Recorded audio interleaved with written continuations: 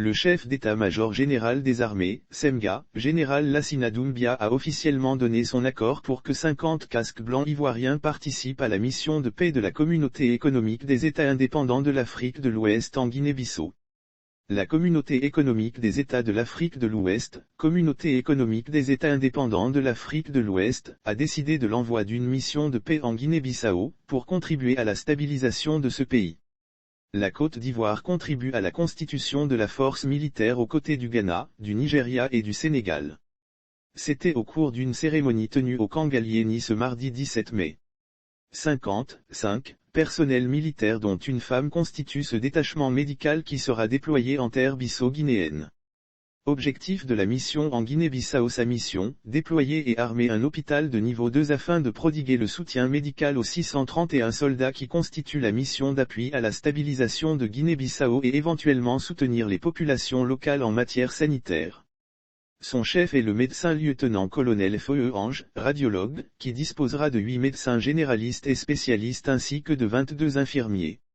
Ces spécialistes de la santé seront soutenus par 7 personnels d'administration et protégés par un groupe de combat de 12 hommes.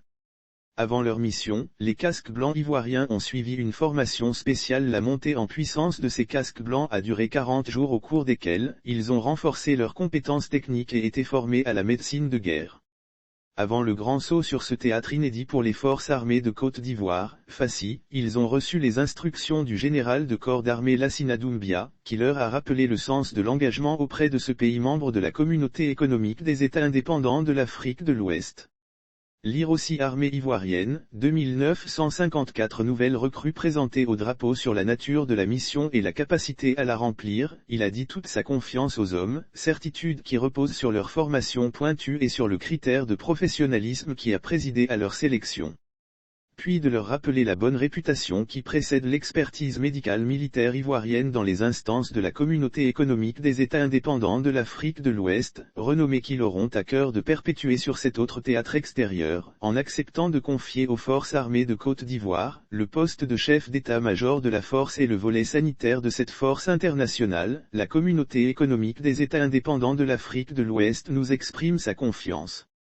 C'est une étape supplémentaire franchie dans l'atteinte de notre objectif majeur qui est la reconquête de notre fierté. Les consignes d'usage données par le général Lassina Doumbia puis, le SEMGA leur a égrené les règles de comportement qui devront être les leurs avec leur statut de casque blanc et pendant toute la durée du déploiement, avant de les assurer du soutien constant de la hiérarchie militaire pour une mission réussie. À l'issue de cette adresse, le général Lassina Doumbia a remis au chef de détachement le drapeau national, accompagné de l'ordre de mission, avant l'exécution de l'hymne national, symbolisant les espoirs de toute une nation en ses valeureux fils, choisis pour la faire rayonner au-delà de ses frontières.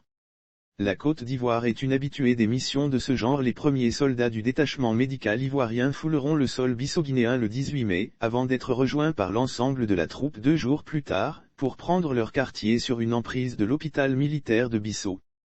Après une première expérience concluante en 1978 dans le Chaba de l'ex-Zaïre, réitérée en 1997 au Libéria avec des équipes médico-chirurgicales, ce déploiement médical ivoirien au sein de la mission d'appui à la stabilisation de la Guinée-Bissau vient affirmer un leadership conquérant des FACI en matière de soutien logistique.